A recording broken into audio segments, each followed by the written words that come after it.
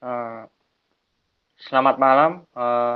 Kami sekelompok Damar Jati Wahyu Kemala dengan NIM 18111807 dan Reza Ayamudai dengan NIM 18111840.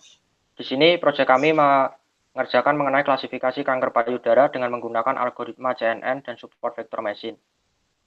Oke, mengenai kanker payudara sendiri adalah kondisi ketika sel kanker terbentuk di jaringan payudara, dan kanker bisa terbentuk di kelenjar yang menghasilkan susu atau lobulus atau di saluran ductus yang membawa air susu dari kelenjar ke puting payudara. Kanker juga bisa terbentuk di jaringan lemak atau jaringan ikat di dalam payudara. Solusi penyelesaian masalah klasifikasi kanker payudara. Penyelesaian masalah terhadap klasifikasi kanker payudara ini menerapkan algoritma CNN dengan algoritma supervector machine sebagai alat untuk memecahkan masalah klasifikasi kanker payudara. Progres yang kami lakukan sampai saat ini sampai pada menemukan algoritma yang tepat untuk memecahkan masalah tersebut dan memahami kinerja algoritma tersebut dengan melihat sejumlah literatur terkait klasifikasi kanker payudara. Di mana pada hasil akhir proyek ini nantinya algoritma CNN dan SVM dapat melakukan klasifikasi terhadap kanker payudara baik melalui image processing maupun grafik.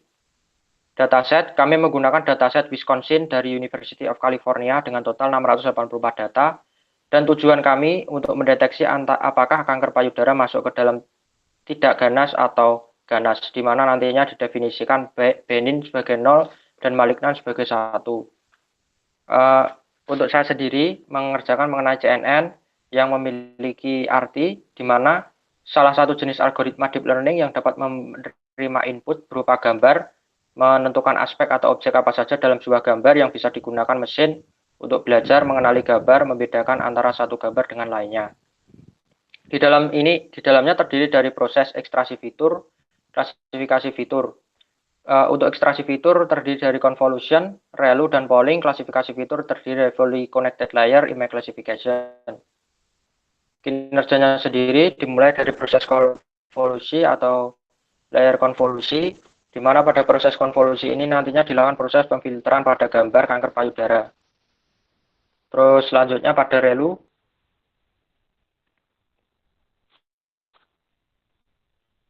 pada ReLU ini difungsikan untuk mengganti nilai negatif pada citra gambar VectorMap dengan nilai 0 yang terjadi pada layar konvolusi dengan rumus fx sama dengan max kurung buka 0,x.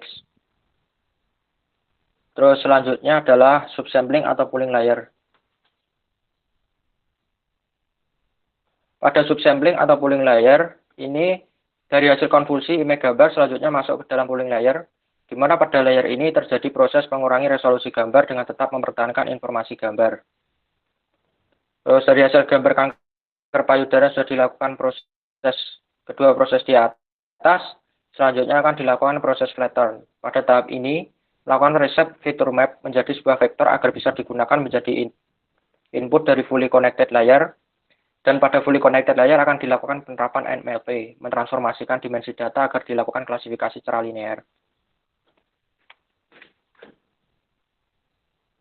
Oke, pada selanjutnya ini adalah progres untuk melabeli antara kanker jinak dan kanker ganas, serta mengecek hasil data latih dengan data training. Ini adalah kodenya. Dan ini kami melakukan pembagian antara data uji dan data tes, data uji atau tes dengan data training, dengan data uji sebesar 20% dan data latih 80%. Terus kemudian memvisualisasikan ke dalam grafik, gambar, hasil dari pemisahan data tersebut pada kode di bawahnya. Dan ini hasilnya. Dan selanjutnya membangun model CNN dengan menggunakan batch size atau filter sebesar 16 dengan menggunakan train generator dari library keras guna untuk melakukan prediksi image baru yang otomatis dimasukkan ke dalam program melalui keras library train generator. Terus selanjutnya menggunakan DenseNet sebagai timbangan pada data latih yang sudah dilatih di ImageNet Competition. Kecepatan pembelajaran dipilih menjadi 0,001. Menggunakan dropout sebesar 50% atau 0,5 untuk menghindari overfitting dengan neuron sejumlah 2 dan activation-nya menggunakan ReLU. Untuk LOS-nya menggunakan binary concentrophy. Dan ini adalah hasilnya sebesar 18,33 dan untuk parameter lain latih 18,100 dan untuk parameternya tidak dalam parameter latih 232,896. Terus untuk pelatihan model dihasilkan akurasi sebesar 0,9329 menunjukkan bahwa data latih yang sudah dilakukan pengujian mendapat akurasi yang baik. Dan ini adalah hasil confusion metricnya, di mana digunakan untuk menganalisis kesalahan klasifikasi. Pada grafik ini terdapat Belignan dengan kesalahan klasifikasi malignan sebesar 7 kali, terus Belignan dengan Belignan klasifikasi yang sesuai sebesar 59 kali, begitu pula dengan malignan sebesar 143 kali, malignan dengan Benning sebesar 78 kali. Dan sekian adalah convolutional network dari saya, progres yang sedang saya kerjakan ini. Selanjutnya super vector machine akan dibahas oleh Mas Reza. Silakan. Oke, untuk selanjutnya saya akan membahas mengenai support vector machine, yaitu algoritma SVM. Algoritma SVM merupakan salah satu metode dalam supervised learning dalam data mining yang biasanya digunakan untuk klasifikasi seperti support vector classification dan regresi atau support vector regression.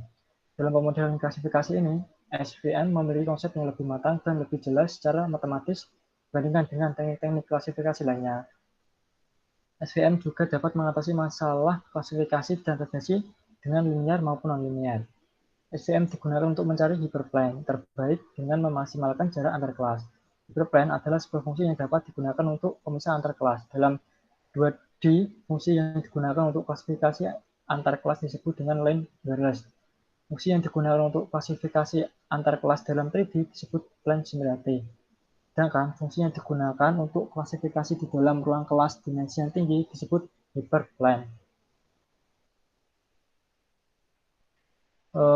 Bisa dilihat pada gambar tersebut, dalam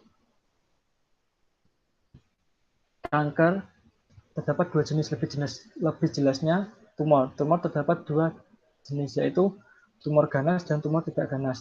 Tumor ganas yaitu disebut dengan maligen tumor, dan tumor yang tidak ganas disebut dengan benign tumor. Oke, selanjutnya.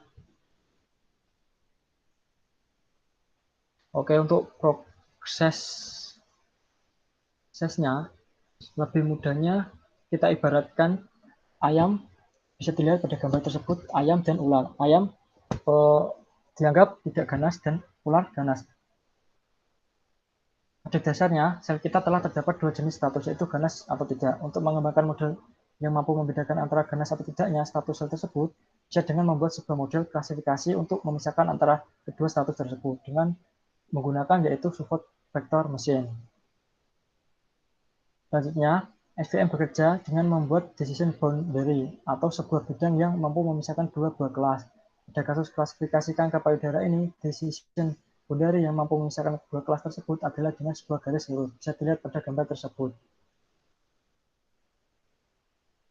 Oke, lalu bagaimana membuat sebuah SVM decision boundary tersebut? Nah, pertama SVM mencari support vector pada setiap kelas. Support vector adalah dua sampel dari tiap kelas yang memiliki jarak paling dekat. Pada contoh data set bola basket dan bola kaki di bawah, support vector adalah bola basket dan bola kaki yang memiliki warna biru. Bisa dilihat pada gambar tersebut yang berwarna biru. Next. Nah, setelah diketahui support vektor yang memiliki warna biru, selanjutnya SVM menghitung margin. Margin bisa dianggap sebagai jalan yang memisahkan dua kelas. Margin dibuat berdasarkan support vektor, di mana support vektor bekerja sebagai batas tepi jalan atau sering dikenal sebagai bahu jalan. SVM mencari margin terbesar atau jalan terbesar terlebar yang mampu memisahkan kedua kelas. Nah, pada dataset bola basket dan bola kaki di atas, bisa dilihat SVM akan memilih margin SVM akan memilih margin di sebelah kanan karena jalan atau margin pada gambar sebelah kanan lebih lebar dari jalan di sebelah kiri. Nah, selanjutnya kembali lagi ke kasus klasifikasi kanker payudara tersebut yang memiliki status ganas dan tidak. Sampel tidak ganas dan ganas yang berada dalam lingkaran merah adalah support vektor. Bisa dilihat pada gambar tersebut, yang dilingkari adalah support vektornya. Kemudian dicari jalan terlebar dari dua vektor tersebut. Setelah menemukan jalan terlebar, decision boundary lalu digambar berdasarkan jalan tersebut. Perlu diketahui decision boundary adalah garis yang membagi dua jalan atau mesin menjadi dua bagian yang sama besar.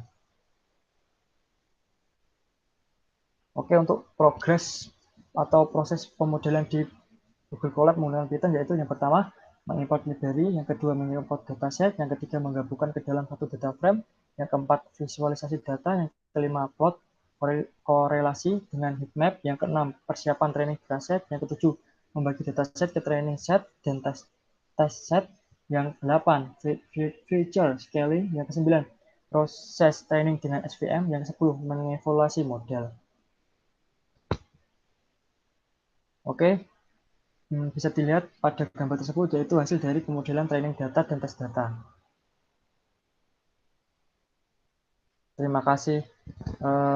Itulah hasil presentasi dari kelompok kami. Kalau ada kekurangan, mohon maaf yang sebesar-besarnya. Wabillahi taufiq wal hidayah. Wassalamualaikum warahmatullahi wabarakatuh. Selamat malam.